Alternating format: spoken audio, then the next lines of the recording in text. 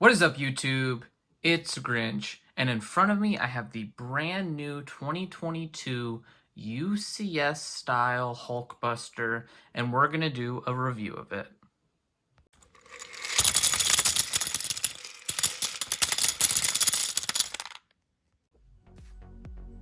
This set was released just the other day, and it has 4,049 pieces and retails for 550 US dollars.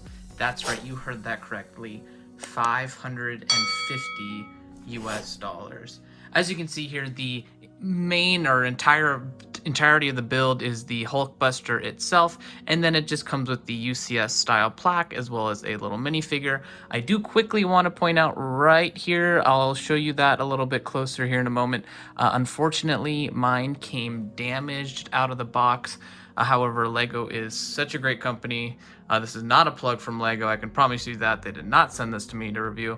I purchased this with my own money, but Lego, I have contacted their customer service and I already have a replacement on the way. No questions asked. They just said, yep, here you go. So that's really nice. I'll show you the damage to that here in a second. Let's start though. I'm going to zoom in so that we can get a closer look at all of the details here of the Hulkbuster itself. So this is the front area of the Hulkbuster, and as you can see, it looks okay. There's a few kind of glaring issues, and I've kind of boiled it down to the three issues that I have with it are the head, this chest area, and then the torso.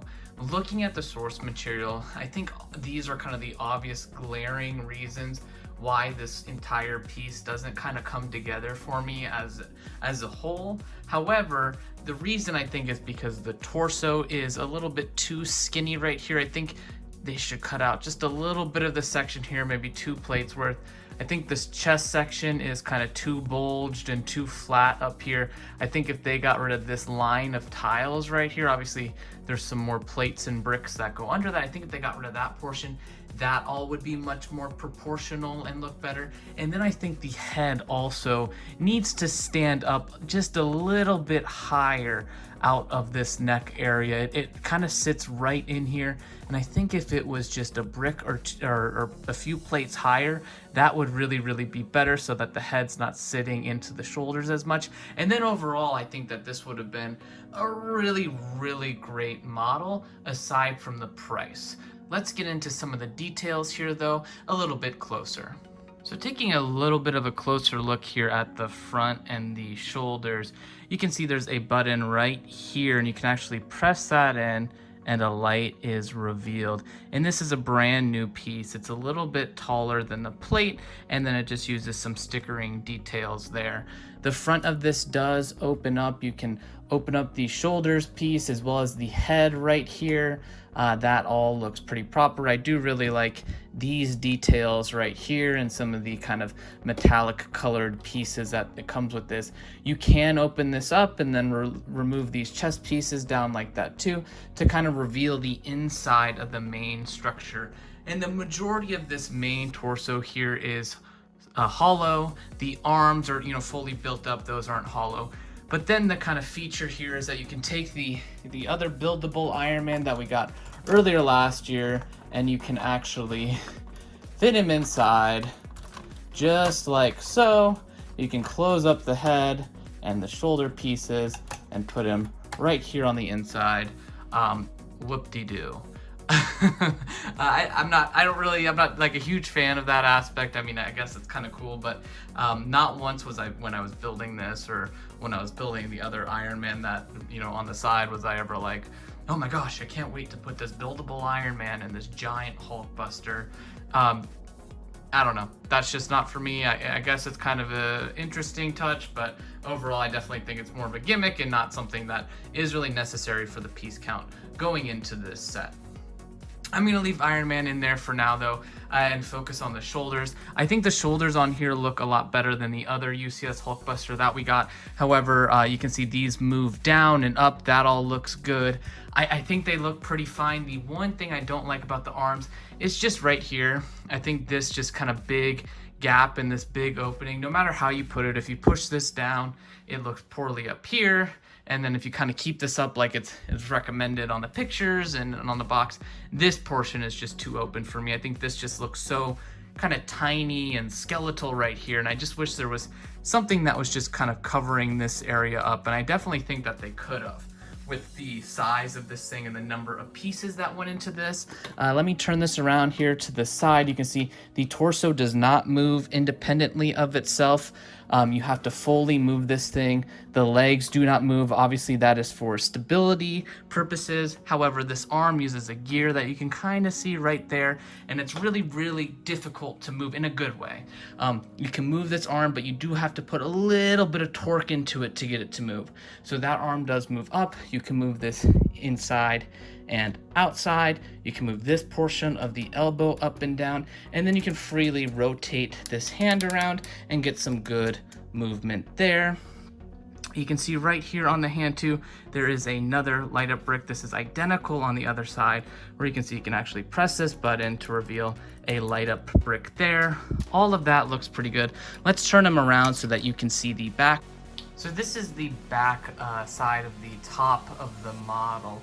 And you can see here, I still have that same kind of criticism for the arms right here, where this kind of joint just really sticks out kind of sorely. And as you can tell, again, you can move that, but then also this big chunk of his shoulder missing. And I really think that it was really meant to be designed like that and displayed like that. And then that rotation just makes it easier to move.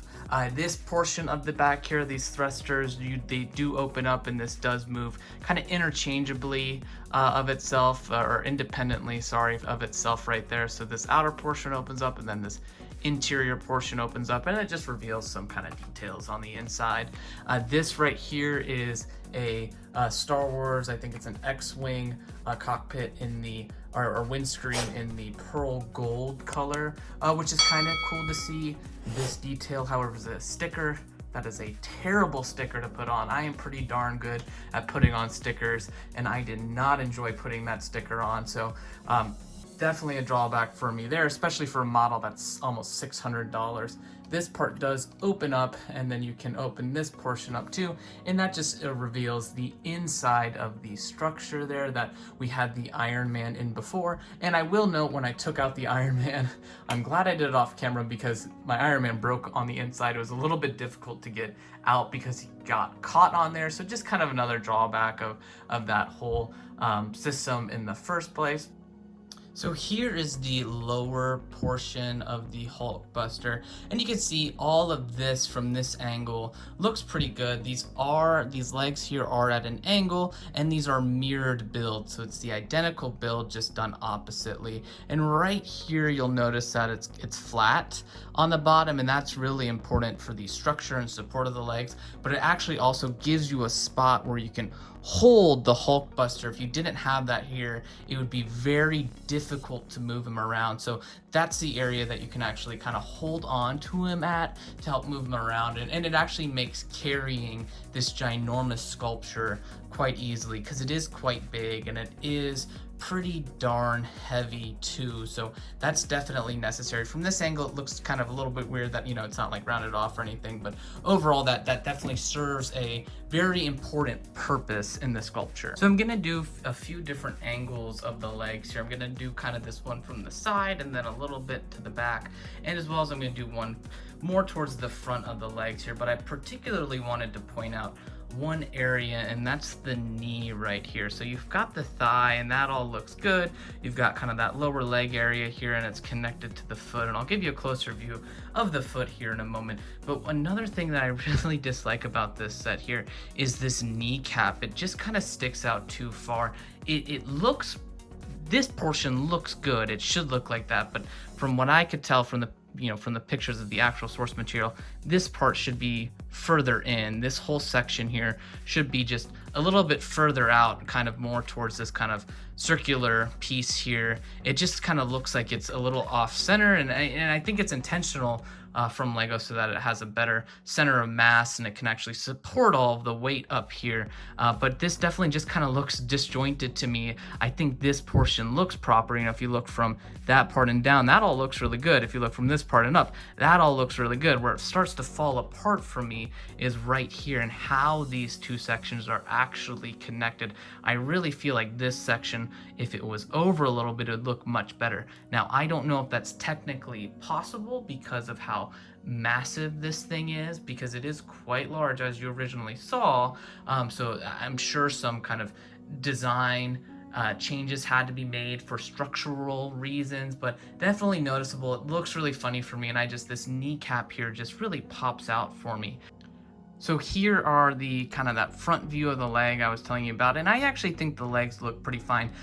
You can't see what I was talking about too much from that profile I kind of pointed out right here where the knee is. You can kind of see it looks kind of disjointed and opened up there, but it's really, really apparent when you put it on the side. This kneecap still bothers me a little bit. I wish it just was a little bit more kind of front and centered and turned up a little bit. That is a glow-in-the-dark 3x3 round plate, and then you can see here a nice view of the foot, and that all looks pretty proper. I actually think the feet are very, very well designed on this model and have no major qualms with the feet, but overall the legs look pretty proper aside from those few issues that I highlighted before. Let me give you a closer look at the feet. So here are the feet, and as I said, the feet look pretty proper. No major complaints here. They're all built in really, really sturdily, and this doesn't really move a lot. You can see I'm shaking it quite a bit, and it's staying pretty decently in its place. I wouldn't want to shake it intentionally a lot more than this, but I am putting quite a bit of force into this back and forth, and he is really standing on his own, which is really nice. He's built and constructed really, really well from that standpoint. So they were definitely focused on making sure that this the model could stand versus the aesthetics and overall looks of it. However, I personally wish they focused more on the looks, and if they couldn't achieve that, then maybe scaled it down a little bit, right? They didn't need to make it as massive at the expense of the looks, in my opinion. I think there needed to be more of a balance here with this model in stability and looks, and they really, really focused on making this thing as big as possible and as stable as possible. So at least it's stable, but for me, I definitely wish they focused more on the looks overall. Last thing I wanted to do here was kind of focus on the mid area as well as the side here and just give you another look and view of that. Again, the details here are really nice. They put a lot of details in it. There's a lot of dark red and there's a lot of that nice metallic gold, which are all really, really good Lego colors. There's a portion down here that I'm not too big of a fan. Again, remember I kind of mentioned that there's that nice little holding plate so that you can really hold the model overall, and then there's kind of this added little detail on the side, and that looks pretty good. It does kind of come off a little bit right here. I do wish that maybe this was a little bit shorter. I'm not sure. They could have been restricted by the actual geometry of the plates, but I think they could have just made this a little bit smaller so that portion fit a little bit more smug and you didn't get this kind of large hole right there. You can see I can fit my little pointer in there, and if I turn around the other side I can actually fit this whole thing in there. So it is kind of a large hole and a gap there. Last but certainly not least, so you can see right here when you rotate up the arm, there's a hole on the inside. Not the biggest issue, but one of the poses that they actually have this guy in is with his arm up like that. So it's definitely worth noting that you can actually kind of see into the model right here, and I wish that was covered up. I think that would have been pretty easy to just kind of cover up with a tile right there and a bracket to just make that a little bit more covered and a little bit more of a completed look. But you really don't notice that as long as the arms are down or kind of somewhat down. Again, when I start to get this a little bit more down, you won't be able to see that, unless of course you're coming from the back angle. Over here you can still see it, but overall definitely worth noting, as there are just kind of a few flaws and just holes that kind of start to appear in this model the closer and closer you get to it. It's definitely meant to be looked at and appreciated from afar. So this is the UCS style plaque that comes with this set. And you can see it just says the Infinity Saga, Iron Man, Mark 44, Hulkbuster, and then it has a nice little inclusion of a minifigure stand here for the exclusive Iron Man that comes with. I'm going to remove him so that we can take a closer look at him later, and then you can see the plaque here in a closer view. That all looks pretty good. It's just a simple Lego built stand here that just kind of displays it quite nicely. I actually haven't seen Lego do that often or before, where they just put a little hinge piece on there so that this actual plaque can't go any further down, which is kind of nice, so that it just sits right here on this angle, and that all looks pretty proper. Let's take a closer look at the Iron Man figure that was included in this set. So this is the minifigure that was included with this set, and as you can see, he comes with a hammer and then a wrench, and I'm not really sure why those were included in this set, as this set's not necessarily minifigure scale, so it's not like he's going to be building it or anything. Really, they're just an unnecessary accessory inclusion for this set. You can see here that the torso printing is decent. It's not as detailed as some of the Iron Man torsos that we've seen before, and then you can see here his right hand is a dark red hand and arm. The torso print continues around to the back, and I think the back's details actually look a little bit better than the front. I'm not sure what it is about the front of this torso. It just looks really plain for me. It kind of reminds me of one of those first Iron Man minifigures that we ever got, and it really feels like a step backwards for me in terms of our Iron Man figures. The left arm here is just that same dark gray color with a regular tan hand. He's got a regular face and then his classic Iron Man hair, and then if I flip him around, you can see he comes with that Iron Man printed face here too that we've come to find or see and expect with our Iron Man figures. Overall, I think you could tell by the base of my review that I'm not too pleased with this set, and most of it comes down to me just really not understanding why. I can understand the price, I guess, from a on paper perspective, but then just in like a real life perspective, this is $550.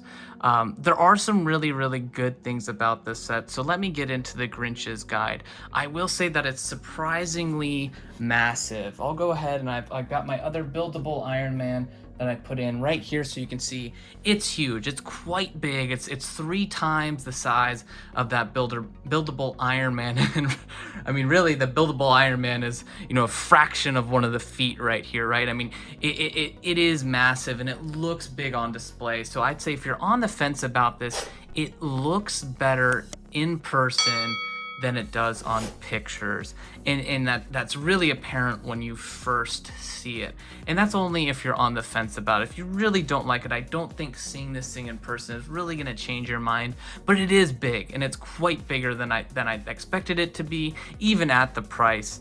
And then seeing it, you know, they did have it on display at the Lego store that I was at, so you can see this in person, hopefully, before you purchase this, if you're able to.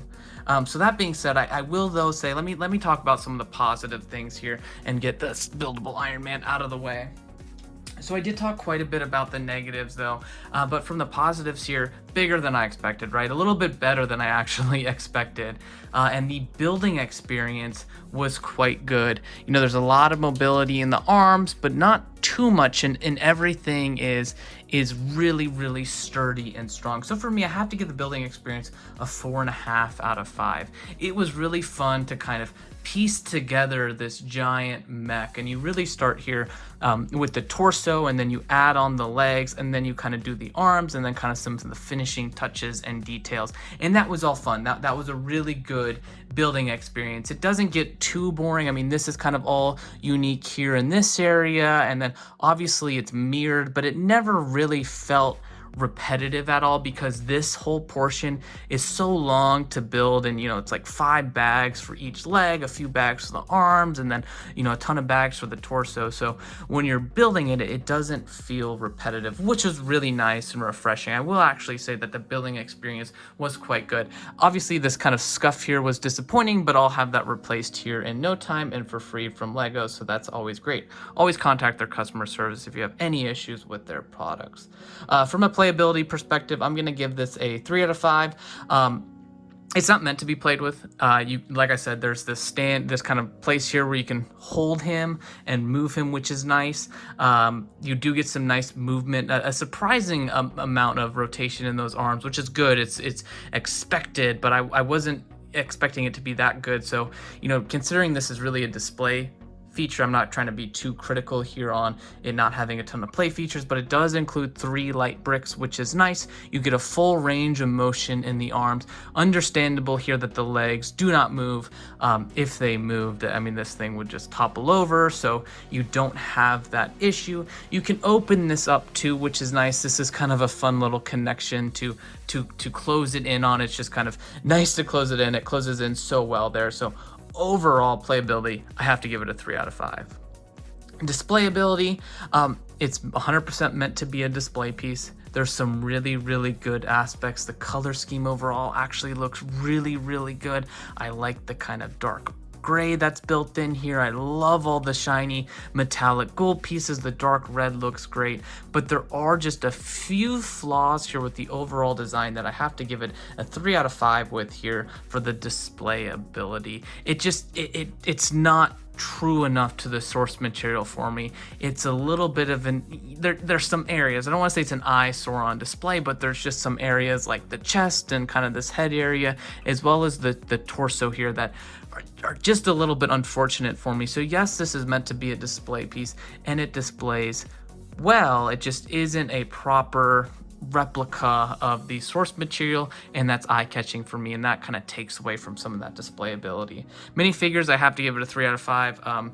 Whoop-de-doo for this Iron Man. Don't really care too much about that minifigure other than the fact that it's exclusive, and now that I have it, I've got to keep all the Iron Man figures, so really that's the only reason to add it to your collection. Otherwise, there's nothing unique really about it.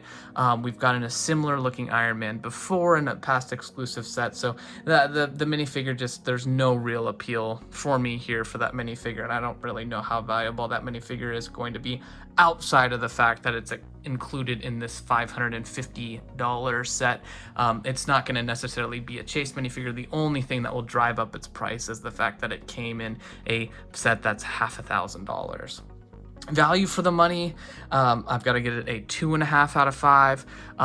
I can see the value here. I can see where they came up for this price, but I just come back to the fact that this was almost $600, and it just really doesn't feel like that at all to me. So for me, I've got to give the value here a 2.5 out of 5, or sorry, a 2 out of 5. I get why it's that price. I just don't like it, and I'm really a glass half full kind of guy, especially when it comes to Lego, and I'm being a glass half empty in this case. I can see it on paper, but I can't justify it. So overall, this set comes into a 3 out of 5 for me, the lowest ranked set that I've actually ranked so far on my channel and reviewed.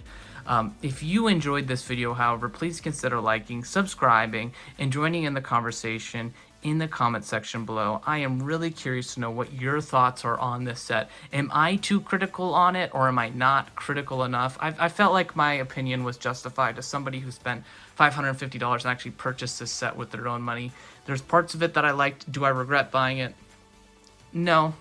Would I recommend buying it? If you want to. If you're on the fence about it, see it for yourself in person, hopefully at the Lego store.